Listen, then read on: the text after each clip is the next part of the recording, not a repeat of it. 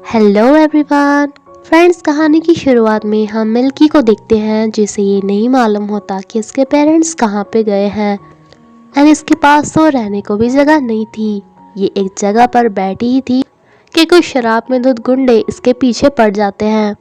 तभी प्रेसिडेंट आता है एंड गुंडों की पिटाई करके इसे बचा लेता है एंड इसे अपने घर लेकर आता है। ये इसे अपने कपड़े उतारने को कहता है बिकॉज ये इसे दूसरे कपड़े दे रहा था। मिल्की को लगता है कि जैसे कि ये इसके घर में रह रही है तो क्यों ना इसका पे किया जाए, इसलिए इसके घर के बर्तन साफ करना स्टार्ट कर देती है। लेकिन उल्टा इससे बर्तन टूट जाते हैं।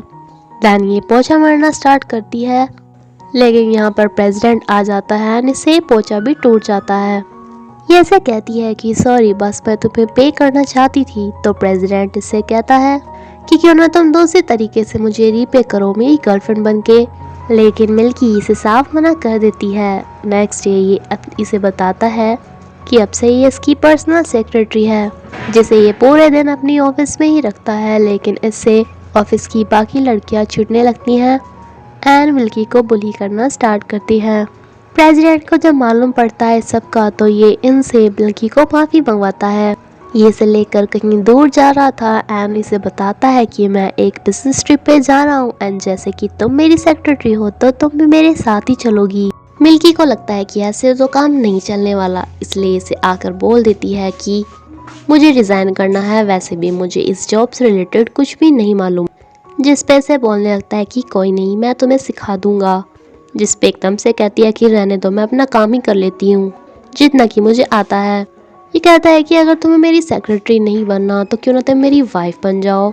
जिस पे मिल्की कहती है कि हमने तो एक दूसरे को डेट तक नहीं किया, ऐसे कैसे मैं डायरेक्ट तुम्हारी वाइफ बन जाऊं। अब इसी बात पे ये इसे घुमाने के लिए लेकर आ जाता है। इसे बहुत सारा सामान खरीद कर देता है एंड साथ में से इतनी बड़ी रिंग के साथ प्रपोज भी करता है, जिस पे ये भी अब इसे हाँ बोल ही देती है। ये इसके काफ़ी क्लोज आ रहा था तो इसे कहती है कि अभी मैं तुम्हारी वाइफ नहीं हूँ, लेकिन ये कहता है कि एक दिन बन जाओगी।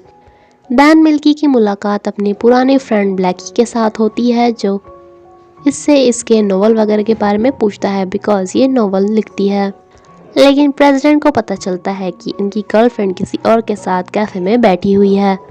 ये काफ़ी जेलसी में यहाँ पर आता है एंड अपनी गर्लफ्रेंड को लेकर यहाँ से चला जाता है। मिल्की से डांटती है कि हम सिर्फ नॉर्मल चिट चैट कर रहे थे, तुम्हारी इसमें क्या दिक्कत हुई।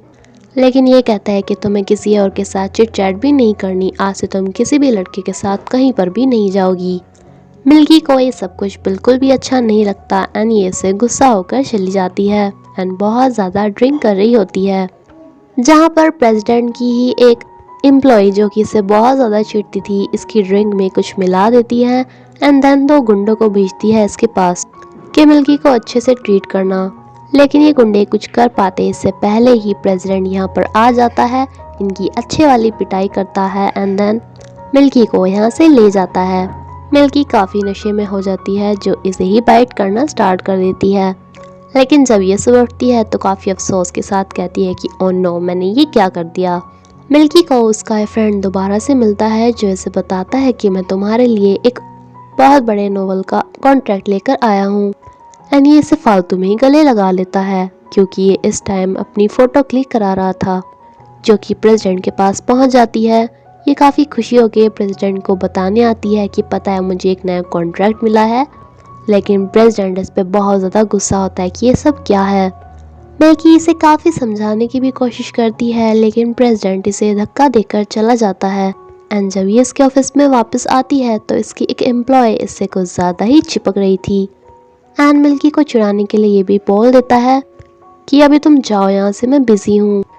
ये रोते हुए यहाँ से निकल लेती है एंड प्रेसिडेंट को कुछ टाइम बाद पता चलता है कि मिल्की का एक्सीडेंट हो गया था।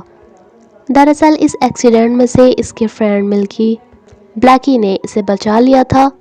लेकिन तभी यहाँ पर प्रेसिडेंट आ जाता है, जो कि मिल्की को मनाना चाहता था, लेकिन मिल्की बहुत ज़्यादा जेलस फील कर रही थी, जो इसे कहती है कि तुम जाओ ना अपनी उस पापा की परी के पास। इसका ये फ्रेंड भी प्रेसिडेंट को कहता है कि तुमने सुना नहीं, उसने कहा कि दफ़ा हो जाओ यहाँ से।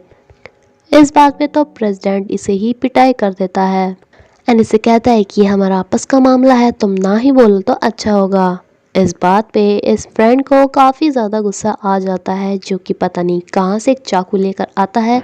ये प्रेसिडेंट को इससे मारने ही वाला था, लेकिन बीच में मिल्की आ जाती है एंड ये तो डर के मारे यहाँ से भाग जाता है। काफ़ी टाइम बाद जब मिल्की को होश आता है तो प्रेसिडेंट इससे प्रॉमिस करता है कि आज के बाद मैं तुम्हें कभी जेलस फील नहीं कराऊंगा एंड कभी भी तुमसे झगड़ा नहीं करूंगा। मिल्की के पास कोई घर नहीं था, इसलिए इसे घर भी गिफ्ट करता है एंड साथ में इस टाइम में इसने इसके पेरेंट्स को भी ढूंढ लिया था। लास्ट में मिल्की इससे पूछती है कि तुमने मेरे लिए इतना सब कुछ किया है, अब मैं तुम्हारे लिए क्या कर सकती हूँ। तो ये ऐसे कहता है कि तुम मेरे लिए 5-6 बच्चे ज़रूर कर सकती हो। एंड इसी के साथ ये कहानी यहीं पर ही ख़त्म होती है फ्रेंड्स। प्लीज़ मुझे कमेंट करके बताना कि आपको ये कहानी कैसी लगी। Thank you.